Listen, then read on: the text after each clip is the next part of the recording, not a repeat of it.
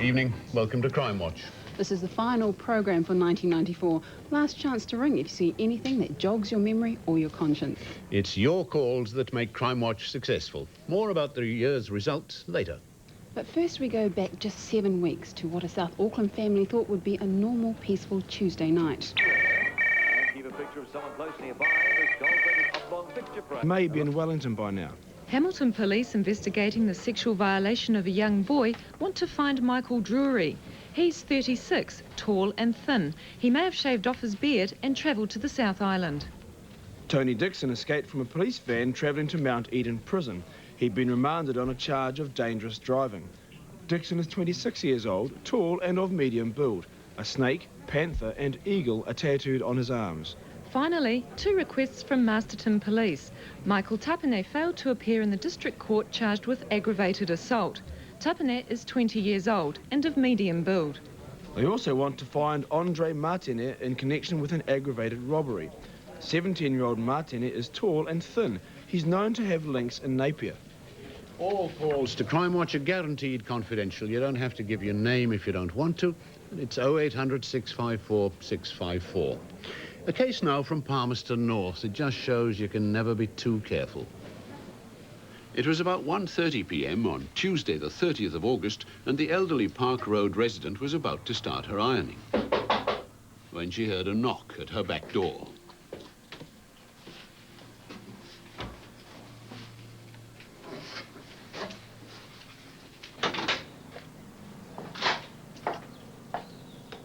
Good afternoon. I was just passing and I saw all this broken glass on your driveway. Hey, if you'd like to give me a broom and a tray, I'll clean it up for you. Oh, that's very kind of you. I can get one from the shed.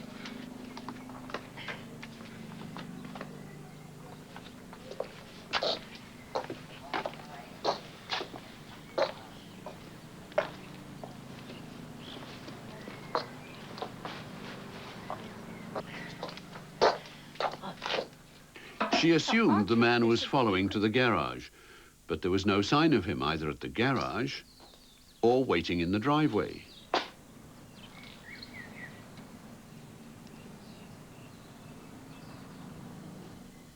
Now highly suspicious of the man's true intentions, she began to check through her flat.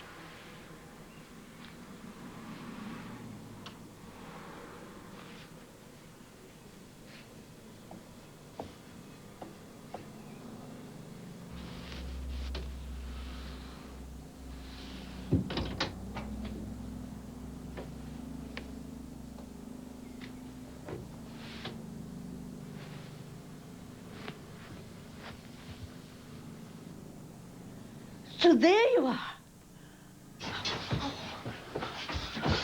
Oh,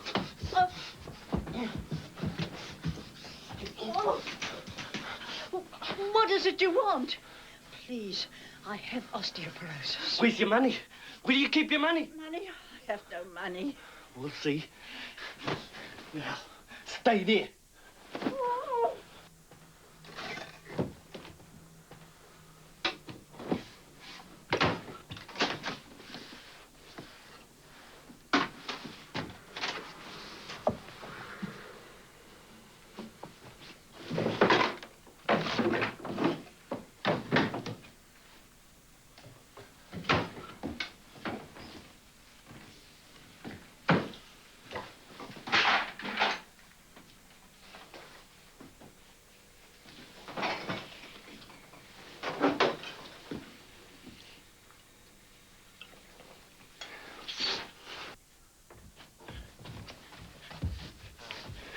You're not going anywhere.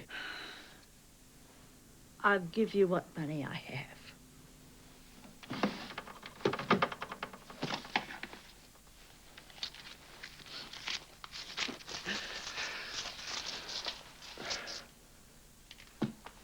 About 65 bucks. Hardly worth all the trouble. The offender's described as part Maori, late 20s to early 30s, about 5 feet 9 tall, medium to slight build. He was wearing blue jeans and denim jacket and black sand shoes. The 79-year-old victim says this is a good likeness. Long, thin face, black, scruffy hair cut just above his shoulder, and he had prominent teeth.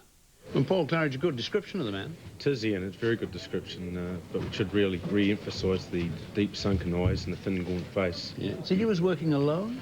Most probably. I believe that he may even have cased a joint earlier than that morning. Because he was seen by someone else at the house at the time of the attack? Yes, we have spoken to somebody already who I believe saw the offender entering the address, and who knows, there may be somebody else out there who also saw it and would be interested in speaking to them as well. Yeah, just to remind viewers, that was when? Tuesday the 30th of August at about 1:30 p.m. this year. Yeah. Is this sort of thing common?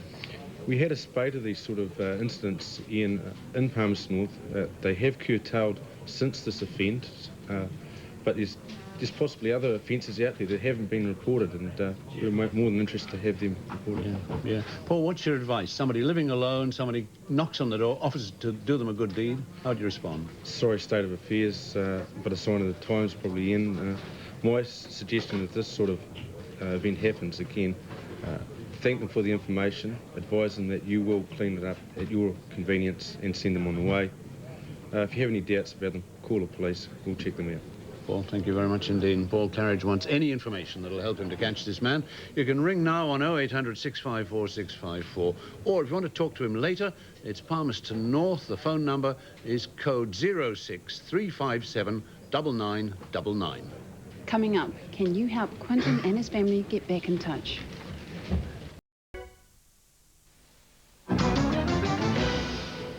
Hello again. Wellington CIB staff are giving off-duty time tonight to help behind the screens. They'll be there till 10:30. Please dial again soon if you don't get through right away. But keep watching if you've lost a camera or a bike or had a rug or jewellery stolen.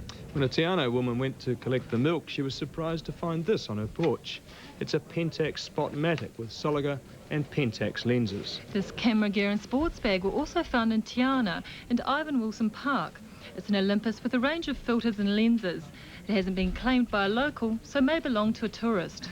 When someone handed in a Panasonic camera to Hamilton Police, they had the film developed. Call if you recognise the man or the children. This motorist found this bike in Pakipaki on State Highway 1. It's a Cannondale with aero bars and a racing saddle, but without the front wheel. It's being held by Hastings Police. This diamond cluster ring was found in the Christchurch suburb of St Albans. It's marked with identification number inside. A worker at a Central Napier bakery handed in this ring.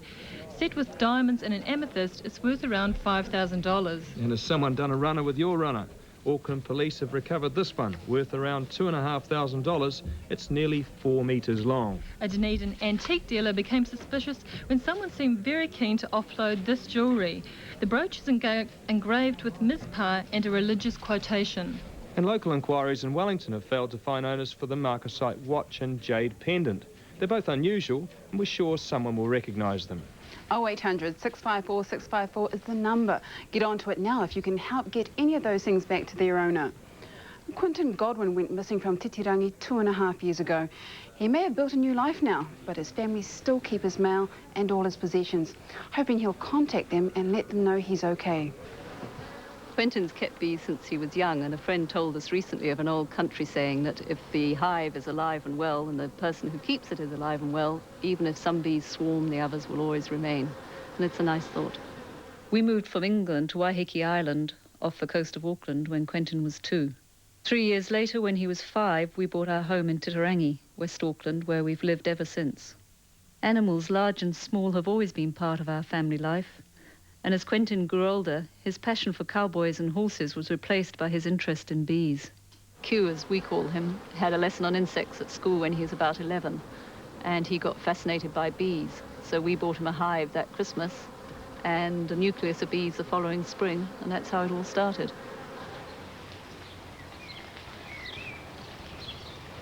As a young teenager, Quentin developed other interests. He enjoyed music and playing the guitar. He got involved in martial arts, and he spent a lot of time cycling and canoeing and going out with his friends.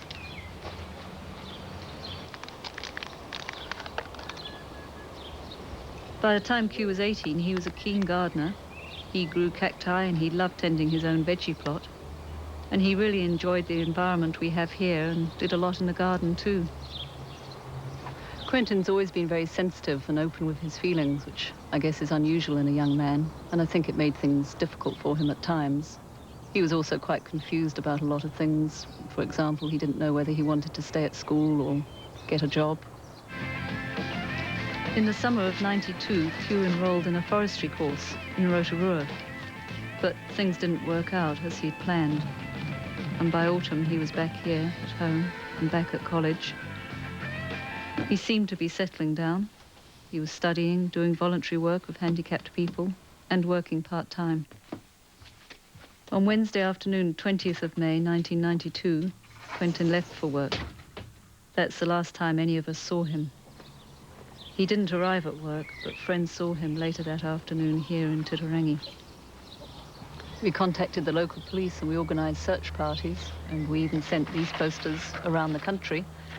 We phoned people, knocked on doors. I guess I became a bit of a private detective. And as a result of all this publicity, we did have some reports of sightings, and some were from people who knew Kew, so we can be sure it was him.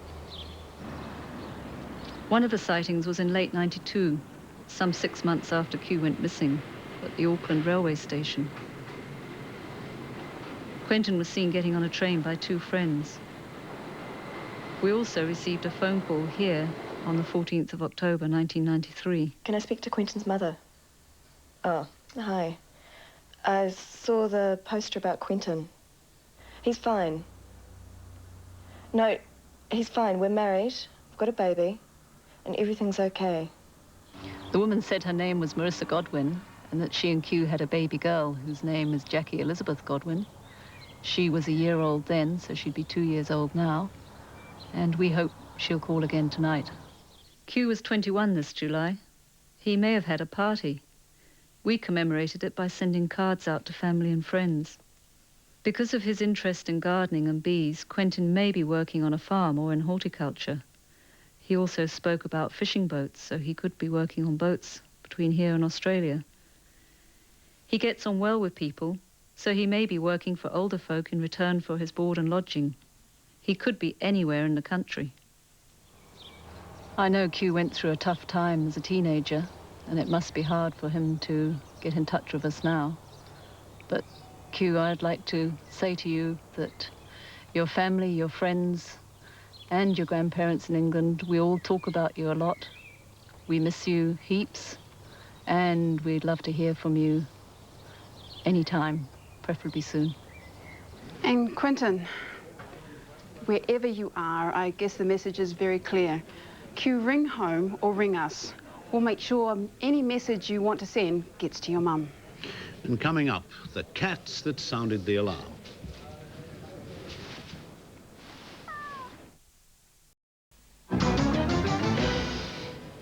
Another hour or so before our 0800 654 654 lines close down, but you can ring your local police station at any time. We're looking for 2 men who used to frequent the Auckland suburb of Balmoral. The men tried to rape a teenager in Dominion Road on Saturday night, the 9th of September, but haven't been seen since. One's Caucasian, around 30, tall and slim with dirty, straggly hair and a beanie. The other is Māori, around 30, with a star or cross tattooed on his right cheek. His blue check bush shirt was ripped on the left cuff. The woman fought off their attackers, so they may have gone home with cuts or bruises. And the man who tried to rob this tavern in Manurewa around 8 on Tuesday morning the 25th of October may also have injuries he can't account for. Armed with a Crossman air pistol like this, he took keys from the manager and tied him up. The manager broke free, and after a struggle, the robber ran off.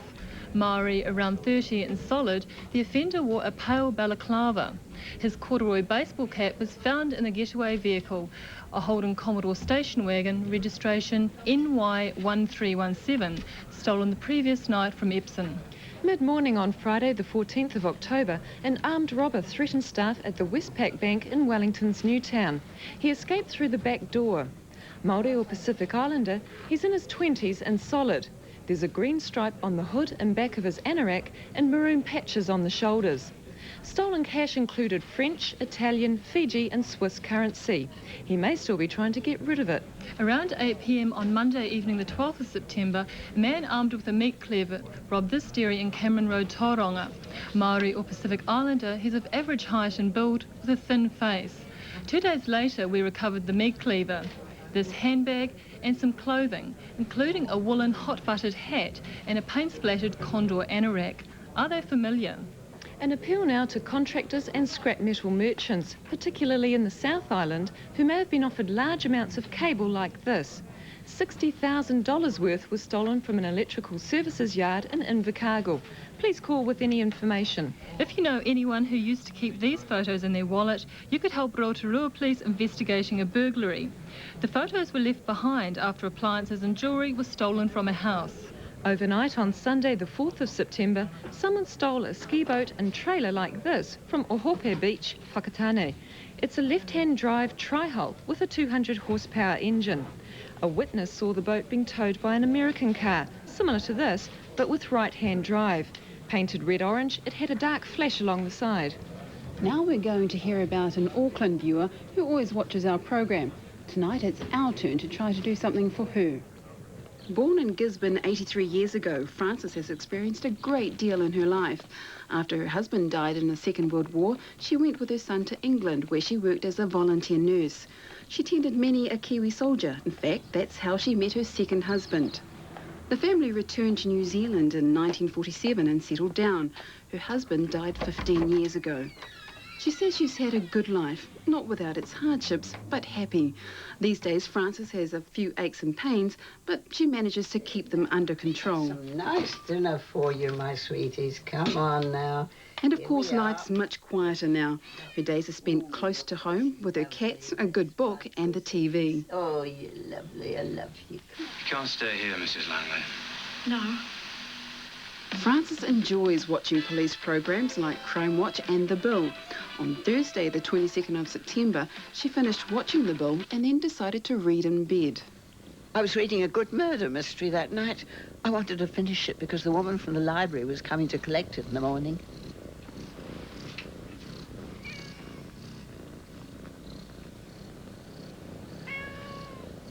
So now you want to come in here with the rest of us, do you? I'm not surprised. It's getting quite chilly out there. There. Now, I've just opened it enough so you can come in when you feel like it, only don't be too long.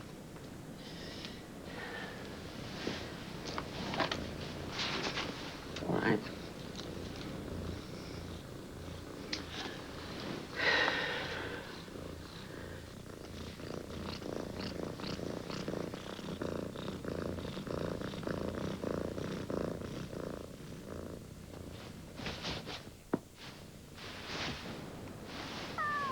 Tinker and Quincy suddenly seemed to get disturbed about something.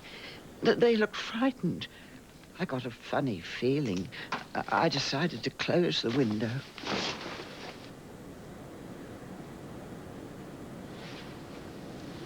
Oh! What do you... What do you think you're doing? What do you...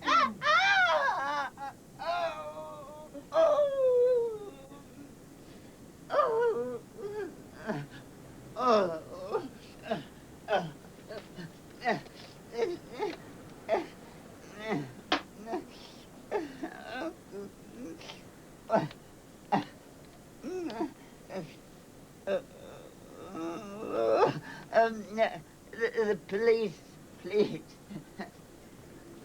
I've been stabbed. Can you help me? At Tripoli Road.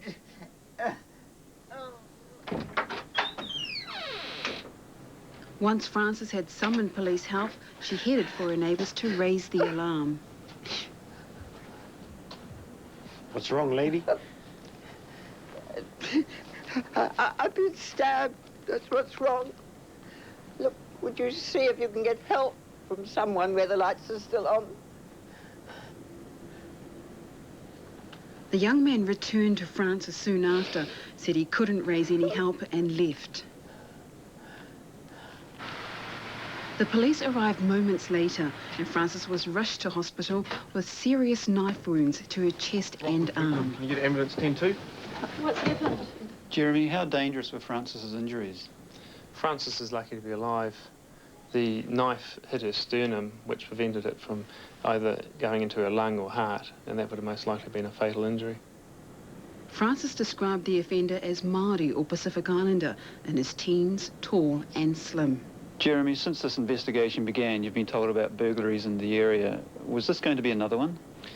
There have been burglaries of other flats in this block, as well as some of the neighbouring houses, and we believe these have been committed by teenagers, and our attacker could quite easily have been involved in these previous burglaries.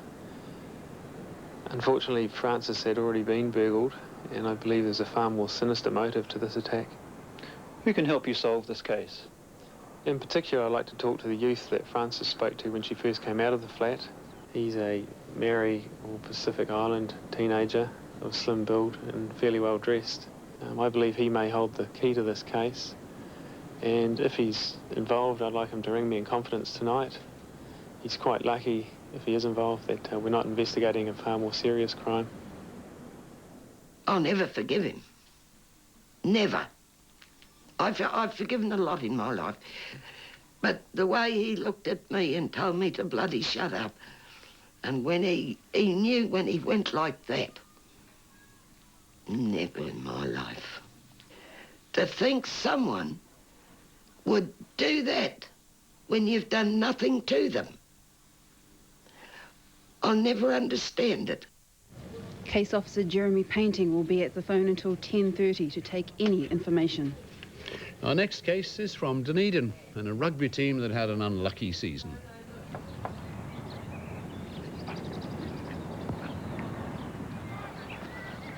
An awful long time since I leapt up in a line-out and tried to grab one of these. And, of course, enjoyed all the fun and the good spirit that a rugby club brings to any community. The Zingaree Richmond Football Club isn't far from Carisbrook's hallowed ground, inspiration for anyone who dreams of swapping Zingaree's Waikato-type jersey for the blue and gold of Otago. But it's not just sports people who make use of these excellent facilities. Most weekends, these club rooms are filled with Dunedin folk and their visitors celebrating weddings and other family occasions. But over the past 8 years,